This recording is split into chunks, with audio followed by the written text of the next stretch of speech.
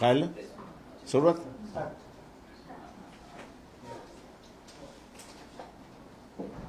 महाराष्ट्र शासनाने मोठ्या गाजावाजामध्ये आम्ही मराठा समाजाला कुणबी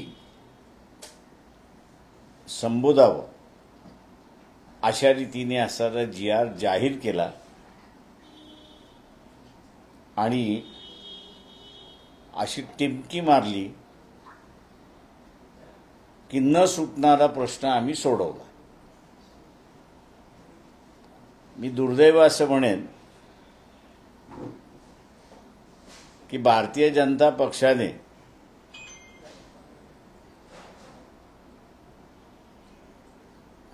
सर्वांनाच फसवलं. समिती होती, समितीलाही फसवलं होतं. ज्युडिशियल कमिटी होती, शिंदे होते, त्यांनाही फसवलेलं आहे. आणि त्याच्याच बरोबर मराठा समाज, जरांगे पाटील आणि कुणबी यांनाही फसवले अशी असणारी परिस्थिती आहे.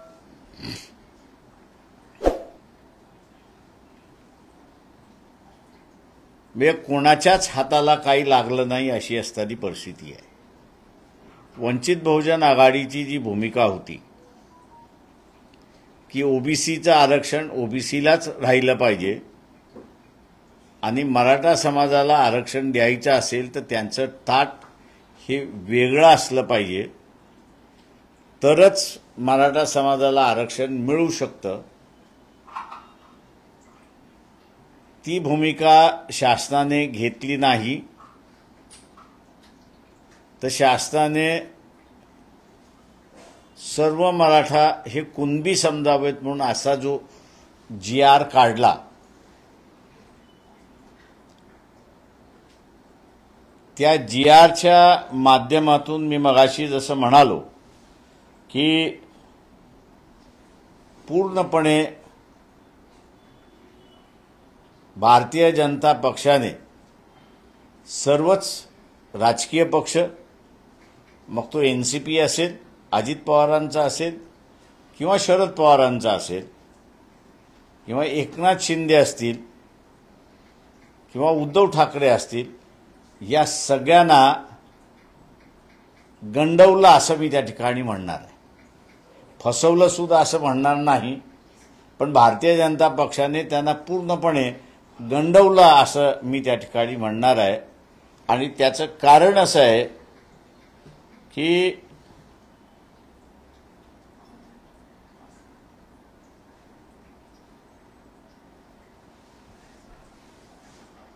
(17/10/2023) writ petition number 4476 of 2002 Jagannath D Hole विरुद्ध स्टेट ऑफ महाराष्ट्र हा निर्णय जो आहे तो हायकोर्टचे माजी न्यायाधीश मार्लापाले आणि ए.एस. बग्गा या दोघांनी दिलेला आहे. या दोघांनीही या जजमेंटच्या पॅरा 13 मध्ये जे नमूद केलेलं आहे ते मी आपल्यासमोर या ठिकाणी वाचून दाखवतो, कारण का ते महत्त्वाचं आहे अशी असणारी परिस्थिती आहे. If the impunged decision which is based on sole document is accepted in the instance case, the entire Maratha community in the state of Maharashtra will have to be accepted to be belonging to Kunbi dash other backward classes, and this would result in nothing short of social absurdity. The original register which we have pursued by us proves the document submitted by the complainant, and at no point of time the veracity was challenged by the respondent number 3 before the committee.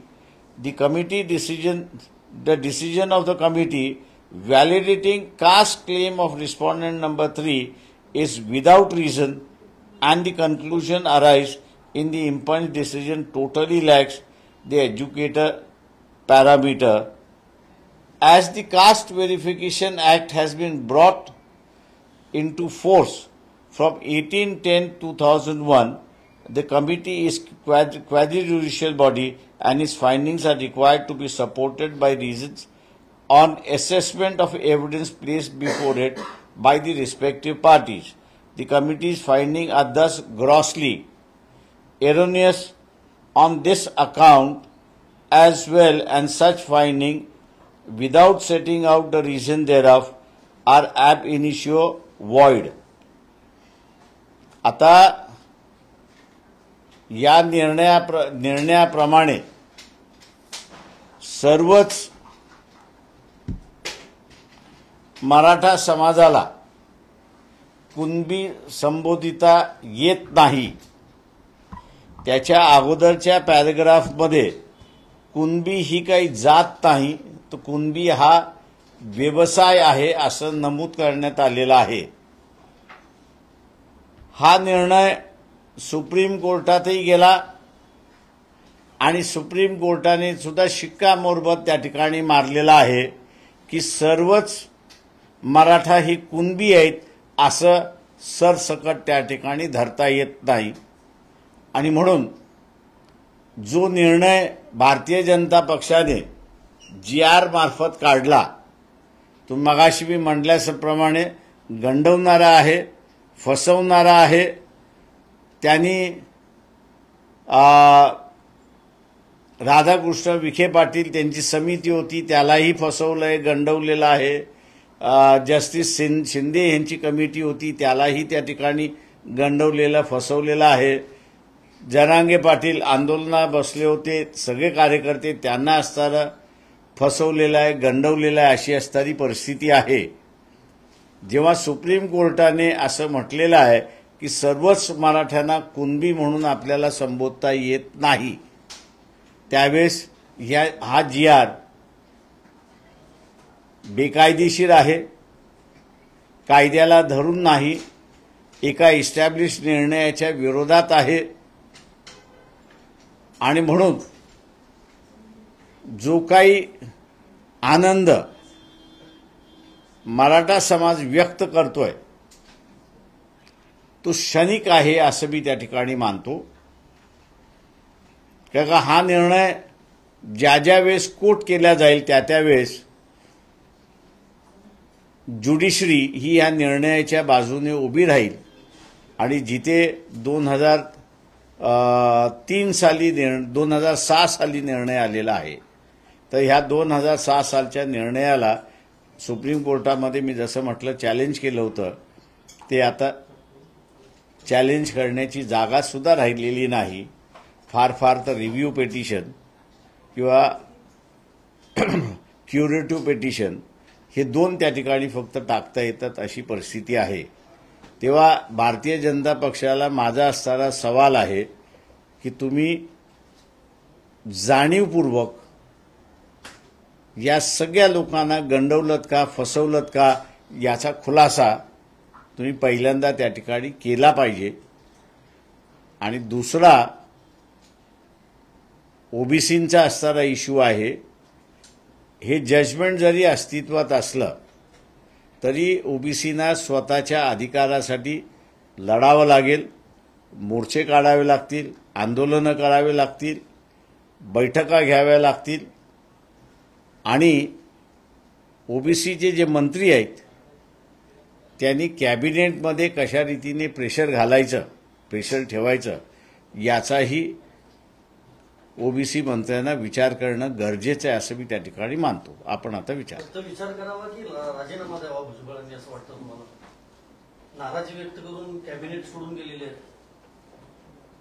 आता तो त्यांनी ठरवायचा आहे की राजीनामा द्यायचा की न द्यायचा, हा त्यांनी ठरवला पाहिजे. आता तुम्ही जे क्लॉजेस सांगितले की त्या अंतर्गत म्हणजे आरक्षण देता येणार नाही, परंतु मनोज जरांगे पाटील हेच म्हणत आहेत की आम्ही स्टेजवरती शब्द घेतलाय राधाकृष्ण विखे पाटलांचा की GR मध्ये आम्ही चेंजेस पण आणू शकतो. मग आपल्याला या संदर्भात प्रश्न असा आहे, GR मोठा की जजमेंट मोठं? जजमेंट मोठं. त्याच्यामुळे जजमेंटनी एकदा असं म्हटलं की सर्वच मराठ्यांना कुणबी म्हणून संबोधता येत नाही, असं ज्यावेळेस म्हटलेलं आहे त्याला तुम्ही ओव्हरकम कसं करणार? हे जजमेंट आम्हाला माहीत होतं आणि म्हणून वंचित बहुजन आघाडीने जी भूमिका घेतली होती की ओबीसीचं आरक्षण ओबीसीना राहू द्या, मराठा समाजाला आरक्षण द्यायचं असेल तर त्याला वेगळं आरक्षण तुम्हाला द्यावं लागेल आणि ते जर वेगळं आरक्षण दिलं असतं तर त्याचं पॅरामीटर सरकार कोर्टाने पाहून त्यांचं कन्फर्म केलं असतं असं मला वाटते. पण ज्या पद्धतीनं मनोज जरांगे पाटलांनी 2 मुद्दे काढले ते म्हणजे हैदराबाद गॅझेट आणि आता सातारा गॅझेट, या गॅझेटचा बाबतीत किती परिणाम होऊ शकतो किंवा तो तरी मराठा समाजाला दिलासादायक आहे? अजिबात नाही. याचं कारण की हे दोन्हीही गॅझेट जे आहे ते 20 सालचे गॅझेट्स आहेत, परंतु 1930 साली सेकंड राऊंड टेबल कॉन्फरन्स झाल्यानंतर गव्हर्नमेंट ऑफ इंडिया ऍक्ट हा पब्लिश झाला आणि government of India act public झाल्यानंतर त्याच्यामध्ये SC आणि ST यांच्या असणाऱ्या 2 वेगवेगळ्या शेड्यूल्स राज्यभर हे पब्लिश करण्यात आले की कोण SC आहे आणि कोण ट्रायबल आहे. तशा रीतीने इतर मागासवर्गीय कोण याचा GR त्यावेळेस निघाला नाही.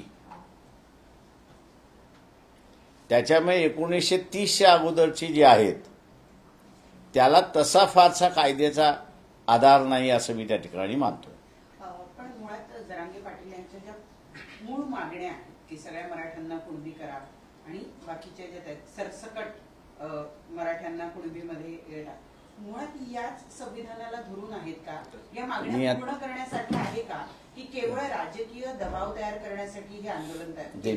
मी असं आता आपल्यासमोर माजी न्यायाधीश हायकोर्टाचे मार्ला पार्ले आणि बगाजी यांचं जजमेंट मी असताना आपल्यासमोर वाचून दाखवलं. पॅराग्राफ 13 मध्ये त्यांनी असं म्हटलेलं आहे की 13 मध्ये असं म्हटलेलं आहे की सगळ्या मराठ्यांना कुणबी म्हणून संबोधिता येणार नाही आणि तसं करणं चुकीचं आहे असं त्यांनी नमूद केलेलं आहे. त्याच्यामुळे एकदा कोर्टाने निर्णय दिला तर तो फायनल आहे त्या ठिकाणी. त्याच्यामुळे आता कितीही पब्लिकली आपण म्हणायला लागलो की सर्वच मराठा कुणबी आहेत, कायद्याने त्याला काहीच अधिकार नाही अशी असणारी परिस्थिती आहे. पण मुख्यमंत्र्यांनी दोन्ही उपमुख्यमंत्री म्हणतायत आम्ही कायद्याच्या चौकटीत बसणारच आरक्षण देतोय, तसाच निर्णय घेतलाय, कायद्याचंच नाव पुढे केलं जातंय सरकारकडून. मी आपल्याला आता असताना जे जजमेंट आहे ते वाचून दाखवलेलं आहे. हे मुंबई हायकोर्टाचं जजमेंट जे आहे ते सुप्रीम कोर्टाने कन्फर्म करून दिलेलं आहे. त्याच्यामुळे आता सुप्रीम कोर्टापुढे असणारं मी जसं म्हणालो की रिव्ह्यू पिटिशन नव्हतं किंवा क्युरेटिव्ह पिटिशन सुद्धा नव्हतं. त्याच्यामुळे हा निर्णय फायनल झालेला आहे. त्याच्यामुळे म्हणून मी म्हटलं की भारतीय जनता पक्ष गंडवतोय आणि फसवतोय, हे त्यांनी थांबवावं अशी असणारी परिस्थिती आहे. नाही, याच्यामध्ये न्यायालयाच्या मार्फत दबाव आणून हे आंदोलन आंदोलनासाठी त्यांनी प्रयत्न केला तर सरकार. तुम्ही फक्त भाजपचं नाव घेताय. सरकार महायुतीचं सरकार आहे. मग त्यातले जे 2 मराठा उपमुख्यमंत्री आहेत त्यांचा समावेश तुम्ही यात का करत नाही? कारण मी याचं करत नाही कारण का त्यांना गंडवलेलं आहे आणि फसवलेलं आहे. पण मग त्यांनाही कळत नाही. त्यांना कळालेलंच नाही. काल सुनील तटकरे म्हणाले माध्यमांशी बोलताना की आम्हाला GRचा अभ्यास करावा लागेल. याचा अर्थ अजित पवार यांच्या राष्ट्रवादीला विश्वासात घेतलं नाही असं म्हणायचं? ते मला माहित नाही. जो जजमेंट दिलेलं आहे कोर्टाचं जजमेंट आहे. जसं तुम्ही ऍडव्होकेट आहात, मनोज जरांगेंसोबत देखील एक ऍडव्होकेटची टीम असते, त्यांची ही गोष्ट लक्षात आली नसेल किंवा त्यांनी असं मी जजमेंट वाचून दाखवलं, कुठच्या सालचं आहे तेही वाचून दाखवलं, पार्टीज कोण आहे तेही वाचून दाखवलं 2006 या AIR मध्ये कोट झालेला आहे, तेही मी असं त्या ठिकाणी आपल्याला वाचून दाखवलेलं आहे. त्याच्यामुळे आता हा एका अर्थाने प्रश्न सर्व मराठा कुणबी आहेत असा जो इश्यू होता त्याला कोर्टाने फुल स्टॉप केलेला आहे. त्याच्या पुढे जाता येत नाही तुम्हाला. त्याच्यामुळे आम्ही जो म्हणून मगाशी मी जे म्हणालो की वंचित बहुजन आघाडीने जो तोडगा मांडला होता की ओबीसीच्या आरक्षणामधनं मराठ्याला देण्याच्या ऐवजी मराठा समाजाचं वेगळं ताट करून त्याला असं आरक्षण द्या तर ते टिकणार राहील अशी असणारी परिस्थिती आहे.